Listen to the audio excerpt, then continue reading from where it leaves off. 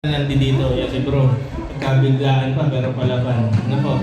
Yan, so ang ating pong babasahin, actually pag-aaralan po natin ngayon maikli lang. Dalawang verses lang po ito. Ito po ay galing sa Matthew chapter 6. Ang version po natin is yung Magandang Balita Biblia. And Delbert, thank you Meron tayong ganito dito. So dati nagkikita lang kami ni Delbert sa takad Ngayon dito na sa mahabang parang na. Ha? Sa mahabang parang na. Sa mahabang parang na. Yan, so ito po yung pag-aaralan natin, dalawang verses lang. Matthew chapter 6, verse 31 to 33. So, verse 31 po ito ang sinasabi. Sana po ito ay makatulong sa ating lahat. Ano po? Kaya huwag kayong mag-alala, baka kayo kapusin sa pagkain, inumin o damit.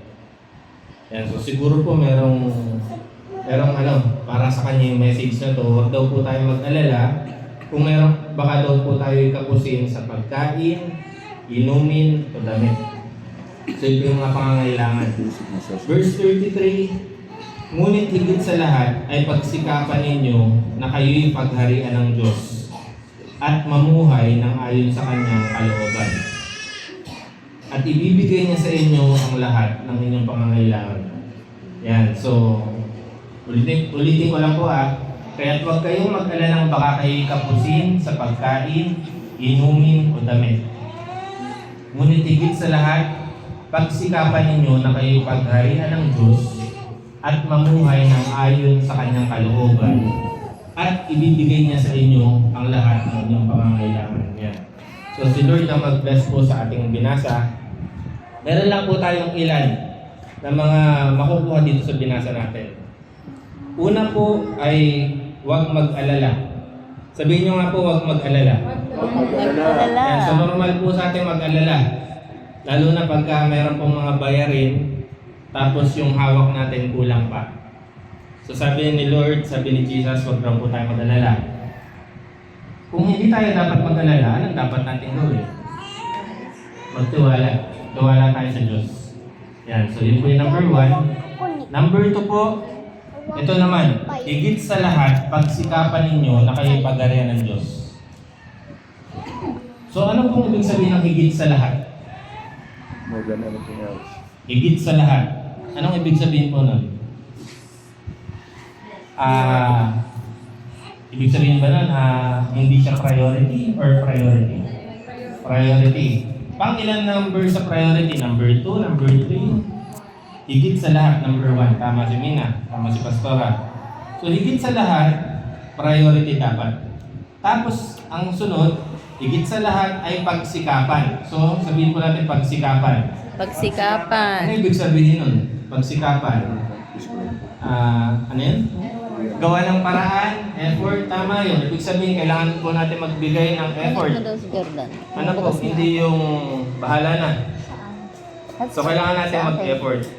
Kung paano meron tayong gustong makuha, kailangan natin mag-effort. Hindi pwedeng may gusto tayong makuha pero wala tayong effort. Next ay yung paghaharian ng Diyos. Ibig sabihin lang po nito, ang Diyos ay hari. Sabihin po natin, ang Diyos ay hari. Ibig sabihin nun, ang Diyos ang dapat masunod. Diba? So, ang sinasabi po rito ni Jesus, kailangan ang Diyos ang masunod saan? Saan po? Sa buhay natin. Yan. Next po, sabi rito, mamuhay ng ayon sa kanyang kalooban. Sabihin po natin, mamuhay.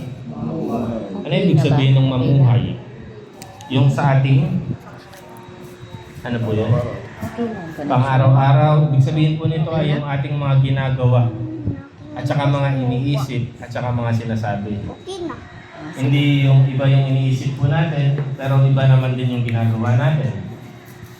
Iba yung sinasabi natin, iba rin po yung ginagawa natin. So pagka po sinabing ipamuhay, magkakasama po yun.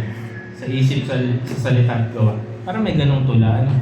Panatang Makabayan. Yung Panatang Makabayan.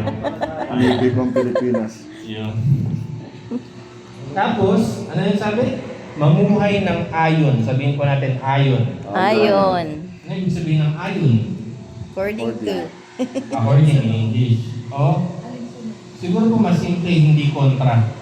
Diba? Kasi may sinabi Hindi laban. si Lord, yung ginagawa natin, hindi kontra dun sa sinabi niya. So yun po yung ayon na ayon. Saan? Sa kanyang kalooban. Ibig sabihin po, anong kalooban? Ito yung gusto niyang mangyari. Ito yung para sa kanya, para sa Diyos, para sa hari. Ito yung tama. So kailangan po natin ipamuhay kung ano yung tama base sa pananaw ng Diyos. Hindi yung base sa pananaw ng iba. Yun. Number 4 po, malapit na po tayo matapos. Ito yung last part, ibibigay niya sa inyo ang lahat ng inyong pangangailangan. Ano ibig sabihin po nun? Kanina yung una natin binasa na verse is about sa huwag mag-alala kung may kakainin ka pa ba, may susuotin ka pa ba, pwede nating dagdagan kasi may pambayad ka pa ba sa matrikula, mga tipong ganun. Di ba? May pambayad ka pa ba sa kuryente, mga ganun. So, dito po, ibibigay niya sa atin ang lahat ng mga pangangailangan natin. Pero mayroong requirement. At yun yung una po natin binasa, which is, kapag inuna po natin ang Diyos. Kapag inuna natin na sumunod sa kalooban niya, at gawin natin siyang hari. Meron siyang promise. Meron siyang pangako sa ating lahat. Pag ginawa natin yung sinabi niya, ang Diyos po ba nagsisinungaling? Hindi. So, pwede natin, kumbaga, pwede natin siya mapagkatiwalaan. Na pag ginawa natin yung sinabi niya, maibibigay niya sa atin yung kapalit, yung pangako niya. Ano po? So, kung pasisimplihin po natin, kung ipagkakatiwala natin ang buhay natin sa Diyos, ibig sabihin po nun, paano pagkakatiwala natin ang buhay natin sa Kanya? Gawin natin siyang hari. Hindi na yun tayo ang nakaupo sa trono. Ibibigay na po natin yung trono sa Kanya. Ano po? Hindi yung sabi ni Lord ganito, pero sabi ko, ayaw ko muna Lord, next time. Mga tipong ganun. So, gawin muna natin siyang hari. Next, manatili tayong tapat sa Kanya. Ano yung ibig sabihin nun? Gawin natin yung Kanyang kalooban. Amen. Hindi yung kalooban lang natin. Kailangan sumunod tayo sa kalooban niya. Para hindi niya tayo pabayaan. Ganun lang po kasimple yung ano niyan ni Jesus. Ano po? Gawin natin yung hari ang Diyos. Manatili tayong tapat. Gawin yung kalooban para hindi niya tayo pabayaan. Ibibigay niya sa atin ang lahat ng mga pangangailangan natin.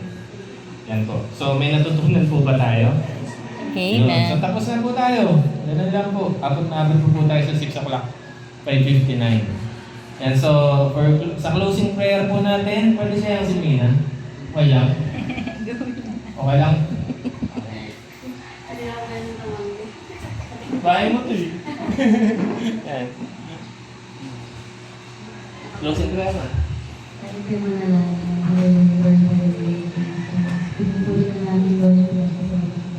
Maraming salamat po sa hapon ito ng pinagtuloy-tuloy na maraming salamat po sa JC, sa Pastor, Tita Ses na tumutag po dito sa aming bahay upang mag-birthday po ng mga salita.